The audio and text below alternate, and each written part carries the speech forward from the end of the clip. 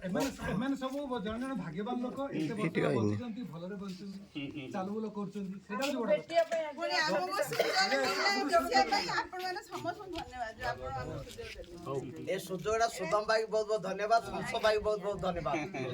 ଏଇ ଯାକୁ ଆମେ ତା ପୂର୍ବରୁ ବି ଜାଣିନଥିଲି ସାର୍ ମାନେ ଆମ ସନ୍ତୋଷ ସାର୍ କହିଲେ ଯେ ଏମିତି ପ୍ରୋଗ୍ରାମ ଅଛି କ'ଣ କିଏ ବୋଲି କହିଲେ ସାର୍ଙ୍କ ନାଁ କହିଲେ ବୋଲେ ସାର୍ ତ ପୁରୁଣା ଲୋକ ଆମେ ଅଚିହ୍ନା ଲୋକ କହିଲେ କଥା ଯାହେଲେ ଆମର ବୁଢ଼ୀମାନେ ଟିକେ ସେମିତି ମାନେ ଗୋଟେ ଜିନିଷ ପାଇଲେ ବି ତାଙ୍କର ଉପକୃତ ହେବେ। ଆଶୀର୍ବାଦ କରନ୍ତୁ। ଧନ୍ୟବାଦ ବୋଲି ମୁଁ ଆଇଲେ ଆପଣ ସରପଞ୍ଚ ଥିଲେ ଆଗରୁ ଛାତ ପକେଇଥିଲେ ଆସେ ଆମର ବର୍ତ୍ତମାନ ଛାତ